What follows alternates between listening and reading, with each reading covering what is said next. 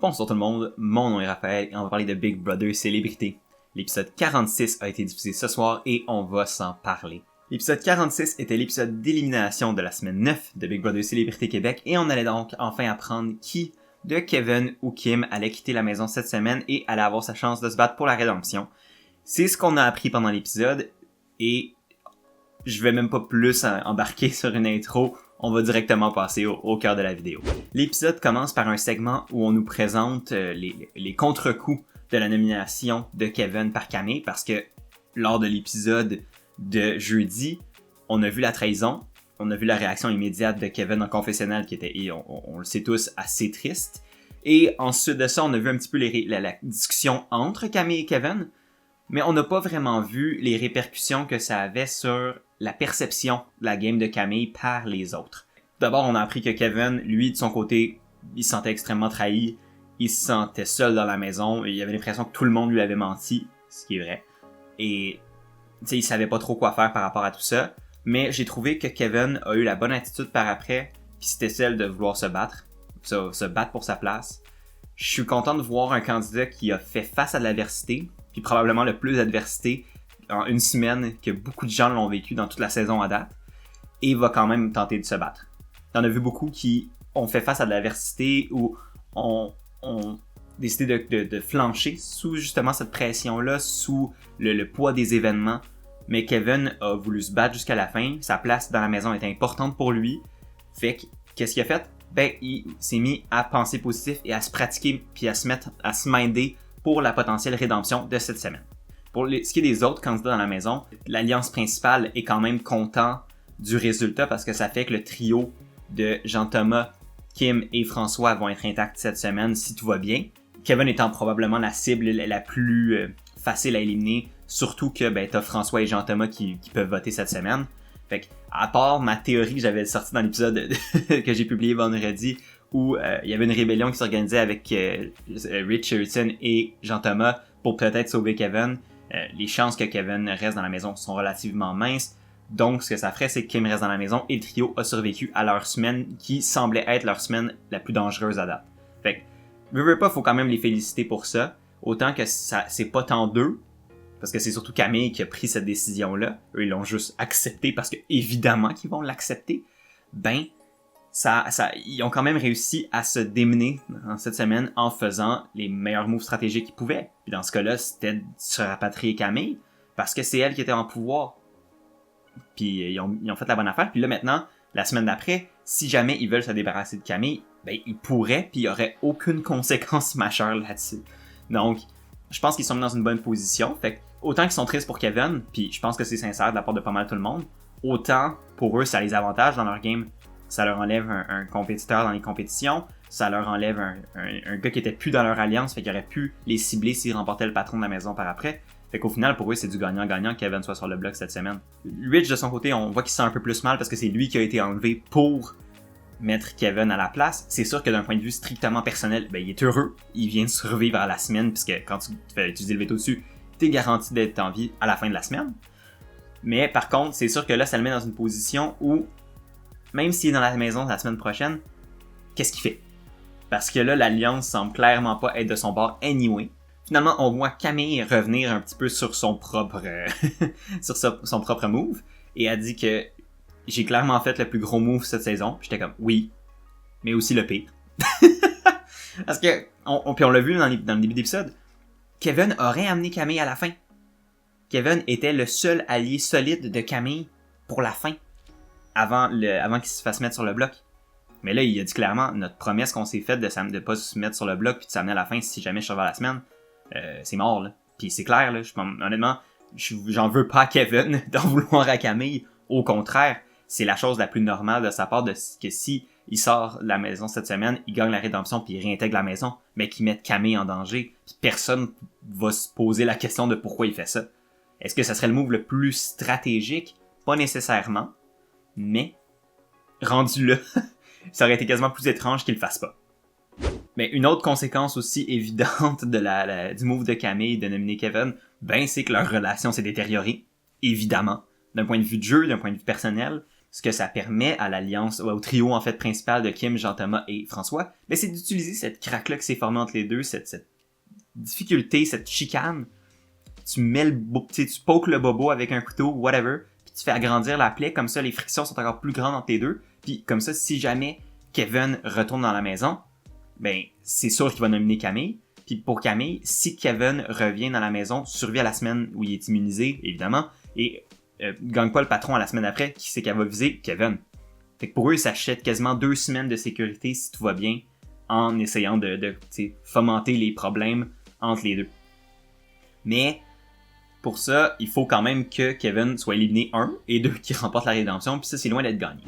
Une autre scène que j'ai pas trop compris, puis j'ai pas trop aimé de la part de Camille, c'est la scène où on a vu Kevin commencer à se pratiquer pour la possible rédemption cette semaine, qui serait, si tout semble être intact, l'épreuve de l'omelette du patron, qui était l'épreuve que Emmanuel a remportée la semaine 2.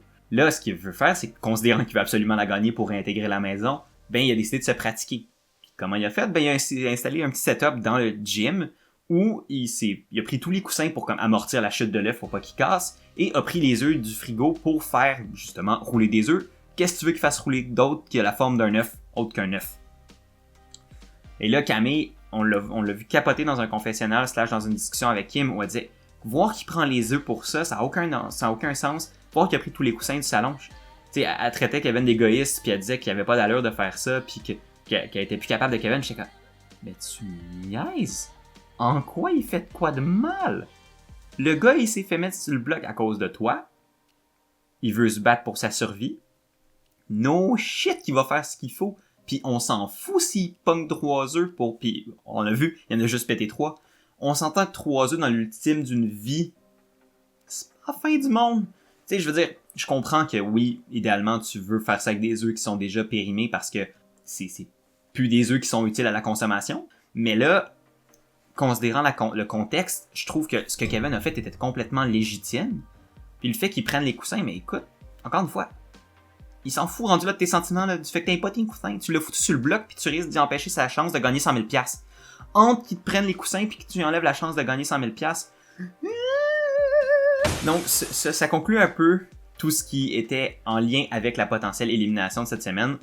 Évidemment, le fait qu'on a manqué de contenu sur la potentielle possibilité d'une révolte de la part de Jean-Thomas et Rich m'a laissé croire dès le début que il y aurait rien qui se construirait pour éliminer Kim cette semaine. Puis déjà là, moi j'avais des doutes que ce serait Kevin qui se fasse sortir. Mais avant qu'on se rende au vote d'élimination, on a quand même vu une courte scène où on a appris que ce serait potentiellement Rich la cible la semaine prochaine. Et évidemment que ça va être Rich la cible la semaine prochaine s'il remporte pas le PM. Il est le seul qui est pas dans leur groupe de 4. Puis pour tout le monde de l'Alliance de 3, puis je l'ai mentionné jeudi, Camille est la personne parfaite à amener à la fin maintenant. Fait que, honnêtement, il serait niaiseux de pas la protéger. Ils vont la battre. Les 3 vont la battre. Ça fait en sorte que la semaine prochaine, même si Kevin revient de la rédemption parce qu'il va être immunisé, ça serait Richardson la cible. Fait que là, Richardson, on le voit dans un confessionnal dire, écoutez, celui-là, faut que je le gagne, parce que sinon, mes carottes pourraient être cuites, et définitivement, s'il y a bien un patron de la maison, là, faut que Richardson arrête de lécher des coins de glaçons ou faire n'importe quoi, c'est celui-là. Reste à voir s'il va être capable de le faire, parce qu'à date, sa fiche en compétition est pas très reluisante. Mais, ce point de discussion-là a amené un élément que je suis enfin content qu'il soit mis de l'avant par le show, mais en même temps qui me fait extrêmement peur d'un autre côté, c'est la game sociale de Rich. Enfin, quelqu'un parle de la game sociale de Rich. Puis ça c'est venu de la bouche de Kim quand elle a mentionné que une des raisons pourquoi Rich serait la cible la semaine prochaine, c'est que le gars joue une des meilleures games sociales de la maison. Tout en étant très discret, le gars a réussi à s'allier avec tout le monde dans la maison, à se faire apprécier de tout le monde dans la maison, à jamais fâcher personne, et là il est rendu dans le Final 5. C'est le genre de gars qui, même s'il a pas joué la game stratégique la plus impressionnante de l'univers, pis il a pas joué la game stratégique la plus intelligente et la plus merveilleuse de l'univers, il va quand même se ramasser des votes. Tout simplement parce qu'il est sympathique, parce que le monde l'aime, parce qu'il est drôle, parce qu'il est fin, parce que c'est une bonne personne. C'est toutes des bonnes qualités qui font en sorte que dans la vie de tous les jours, c'est quelqu'un que tu voudrais t'entendre avec. Dans la game de Big Brother, c'est des qualités qui vont te donner des votes potentiellement à la fin.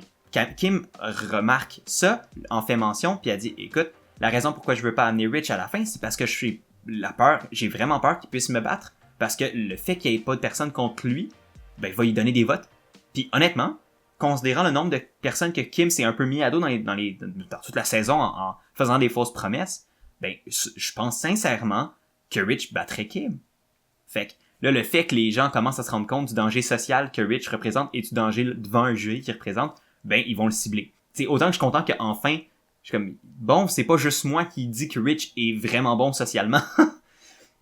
Mais que les joueurs le disent, c'est le fun, mais en même temps, je veux pas qu'ils le sachent, puis j'aimerais ça que ça devienne pas un facteur trop majeur qui ferait en sorte qu'après ça, Rich serait éliminé. Honnêtement, là, la situation idéale pour Rich serait vraiment qu'il remporte le patron la semaine prochaine. Ça garantirait sa survie, évidemment, mais ça ferait aussi en sorte qu'il y aurait des fortes chances que l'alliance des trois pourrait s'autodétruire parce que Camille pourrait remporter le veto.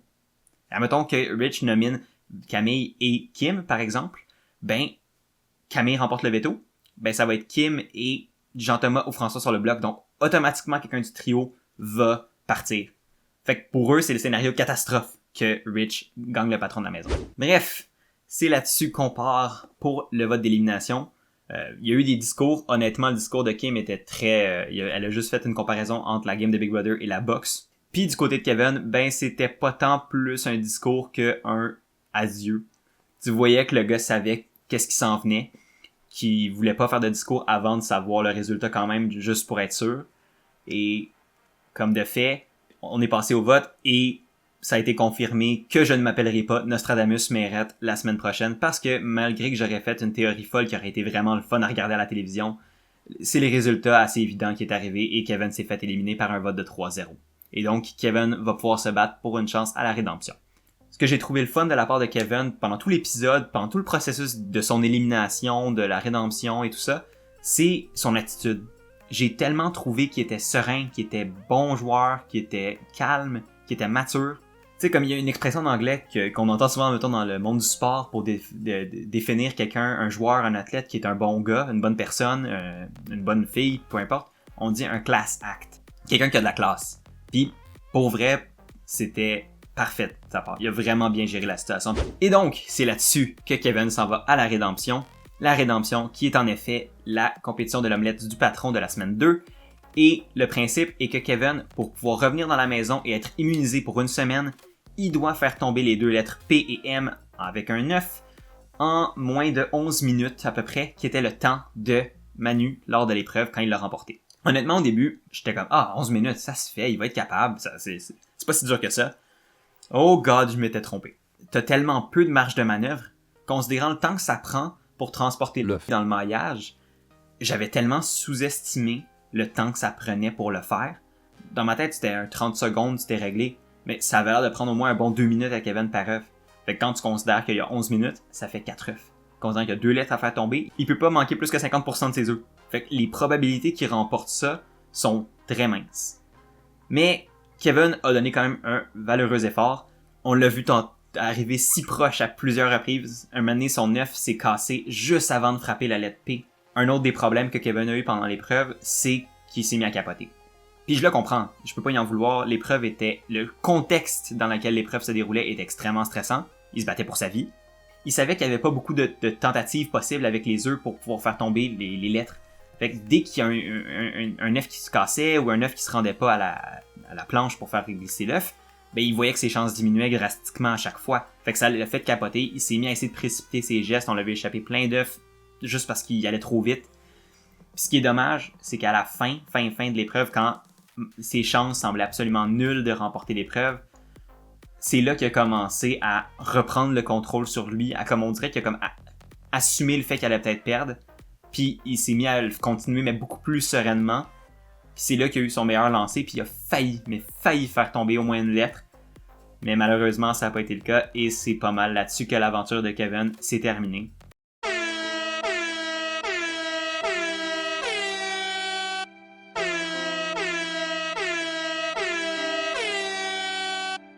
Et donc Kevin n'a pas remporté la rédemption et est éliminé de Big Brother cette semaine. C'est très dommage. Parce que, autant que je suis pas le plus grand fan de Kevin, c'était pas quelqu'un pour qui j'avais tant une affinité d'un point de vue personnel, autant le fait qu'il revienne à la maison aurait été tellement de la bonne télévision.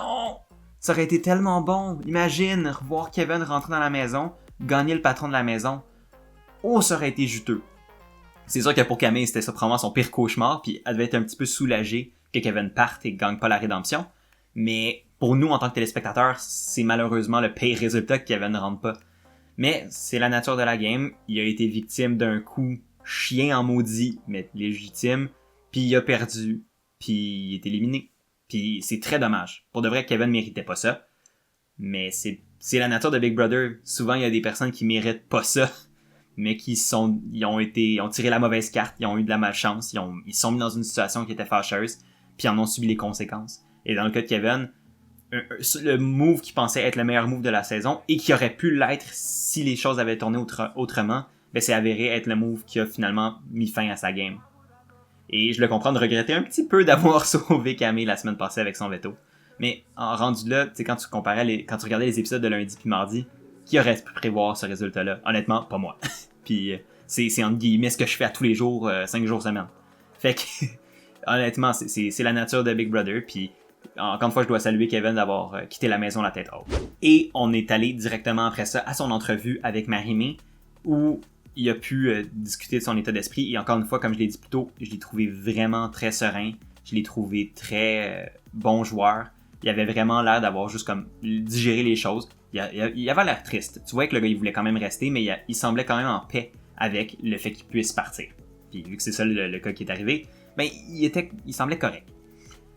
Par contre, c'est sûr que là, ce qui m'a fait un peu peur, c'est qu'on a vu Marie-Mé demander à Kevin s'il voulait voir les propos que Camille avait eus envers lui. Là, j'étais genre, oh, ça va-tu être vraiment voyeur et chien? Mais au moins, j'ai apprécié qu'il lui demande si ça lui tente ou non. Il a eu le choix, il l'a accepté. C'est sûr que t'es devant la caméra, ça peut avoir l'air poche de dire non, mais en même temps, moi, j'ai apprécié qu'il lui donne l'option. Parce que des fois, ils ont juste montré des bouts de stratégie à d'autres personnes sans même, on dirait, leur demander. Fait que ça, j'ai apprécié quand même. Puis il a accepté, puis il a pu voir un peu la manière dont Camille parlait dans son dos pendant les confessionnaux et tout ça. Puis autant que le gars, il souriait puis il riait, je sais pas, j'avais comme je voyais une teinte de tristesse dans ses yeux. Tu voyais que le gars, il avait vraiment l'impression de s'être fait niaiser. C'est un scénario poche.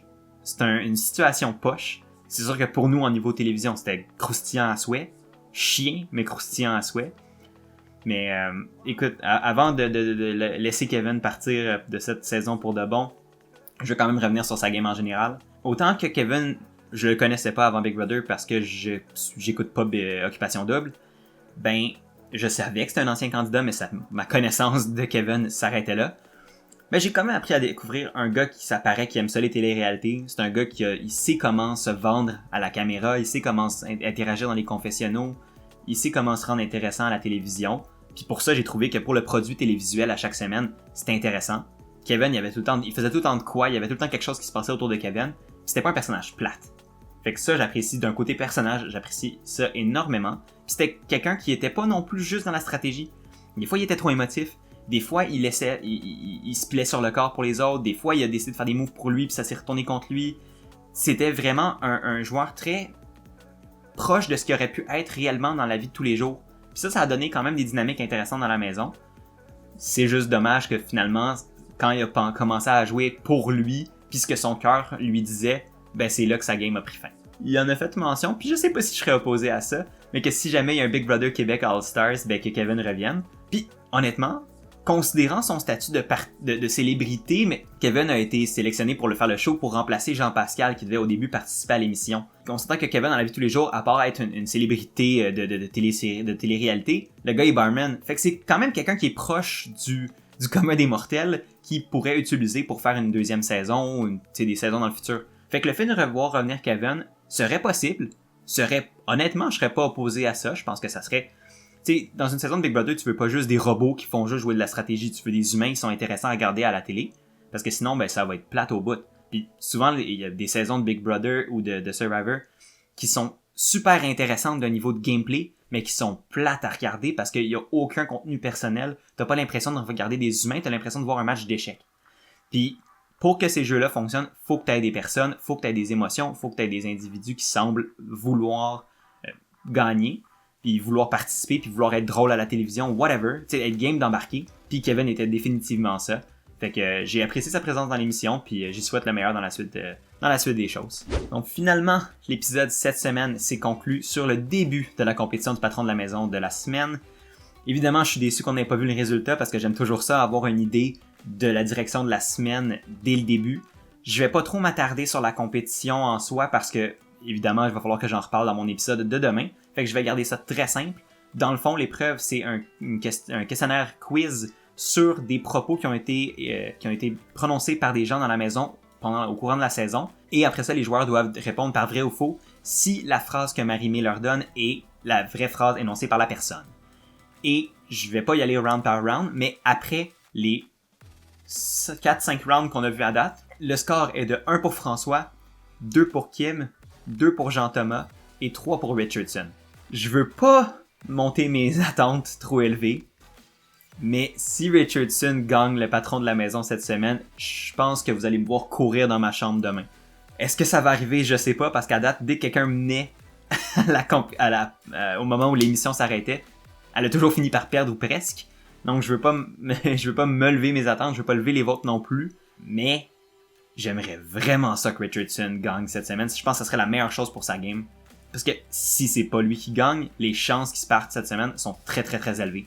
Là, s'il gagne cette semaine, c'est l'opportunité parfaite pour Richardson d'essayer d'aller chercher Jean-Thomas de son bord, puis de peut-être aller chercher Camille de son bord, parce que considérant que Camille l'a sauvé, puis il a accepté le plan de Camille de mettre Kevin à sa place, ça a créé un petit lien de confiance, puis c'est ça que Camille avait dit plus tôt dans l'épisode. Fait que si Rich gagne la compétition du patron de la maison, utilise sa bonne relation avec Jean-Thomas, puis le fait que Jean-Thomas est ultra sympathique à la cause de Richardson, à la personne de Richardson, et ça sert aussi de la petite relation de confiance qu'il semble avoir créée avec Camille pour se mettre dans un plan de fin de match pratiquement idéal pour lui. Ça serait génial. Donc, c'est là que ça en est. On se croise les doigts, puis on espère en maudit que la scène dans le preview où on voit Kim et François qui rient dans la chambre du patron de la maison soit pas un footage de cette semaine, puis que ça m'a spoilé la fin de l'épisode, puis de la compétition, puis j'espère que non! Si ce détail-là que j'ai remarqué a vraiment comme spoilé les résultats de l'épreuve de demain, je vais être triste. Je vous le dis tout de suite, je vais être triste. C'est là-dessus que va se terminer la vidéo de ce soir. J'espère que vous l'avez aimé. Si vous l'avez aimé, n'hésitez pas à aimer, partager, commenter, c'est vraiment apprécié. Je l'ai mentionné dans mon petit vidéo d'annonce de dimanche, mais encore une fois, merci pour les 100 abonnés. Merci pour votre support dans les vidéos récentes. C'est incroyable, je m'attendais tellement pas à ça. Et ça vient me toucher dans le fin fond de mon petit cœur. Donc encore une fois, merci beaucoup. J'apprécie énormément votre présence ici, puis j'espère continuer de vous voir sur ma chaîne. Si vous voulez voir plus de contenu comme ça, vous pouvez vous abonner si vous ne l'avez pas déjà fait. Je fais des vidéos du lundi au vendredi et c'est aussi disponible sous la forme de podcast et tous les liens sont dans la description en bas. D'ici là, moi je vous dis à demain pour un prochain épisode de Big Brother. Passez une très belle fin de soirée et à la prochaine.